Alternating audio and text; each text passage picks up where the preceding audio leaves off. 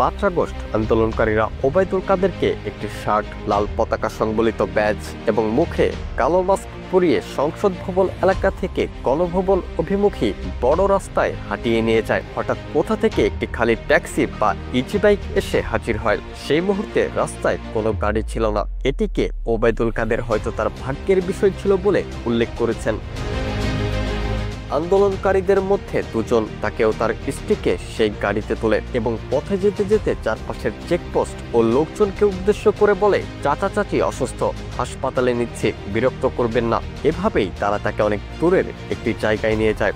ভারতীয় গণমাধ্যম দ্য ওয়ালের এক্সিকিউটিভ এডিটর অমল সরকারকে দেয়া এক সাক্ষাৎকারে এসব কথা জানান ওবায়দুল কাদের।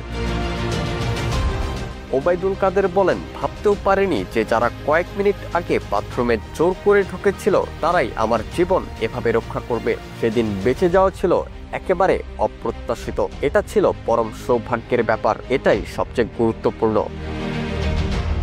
5 আগস্টে ওবায়দুল কাদের সংসদ এলাকার নিজের বাসা এড়িয়ে পার্শ্ববর্তী আরেকটি বাসায় আশ্রয় নিয়েছিলেন। ওবায়দুল কাদের বলেন, সে বাসাতেও হামলা করে। তারা জানতো না যে সেখানে আমি আছি। আমি আমার স্ত্রী সহ বাথরুমে লুকিয়েছিলাম। অনেকক্ষণ ছিলাম, প্রায় 5 ঘন্টা। আমার স্ত্রী তখন বাথরুমের দরজার সামনে দাঁড়িয়েছিলেন। তিনি বারবার বলছিলেন যে আমি অসুস্থ, যাতে করে তাদের প্রবেশ ঠেকানো যায়, কিন্তু তারা জোরপূর্বক ভেতরে ঢোকার হুমকি দিতে থাকে। এই অবস্থায় ওবায়দুল কাদেরের স্ত্রী তাকে জিজ্ঞাসা করেন, কি করব? ওবায়দুল কাদের বলেন, দরজা খুলে দাও।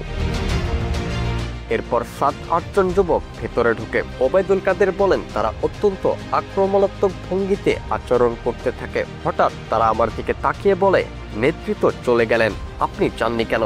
আমি তখন কিছু বলতে যাচ্ছিলাম, কিন্তু এর মাঝেই তারা আচরণ পাল্টে ফেলে। কেউ একজন বলে, আপনার ছবি তুলব। তারপর শুরু হয় ছবি তোলা। কেউ কেউ সেলফিও তোলে। ধারণা করি এদের মধ্যে অনেকেই আমাকে চিনত। ওবায়দুল কাদের জানান, প্রথমে তাদের মধ্যে এত আক্রমণাত্মক মনোভাব ছিল, আর কেন হঠাৎ করে সেই আচরণ শীতল হয়ে গেল তা তিনি বুঝে উঠতে পারেননি।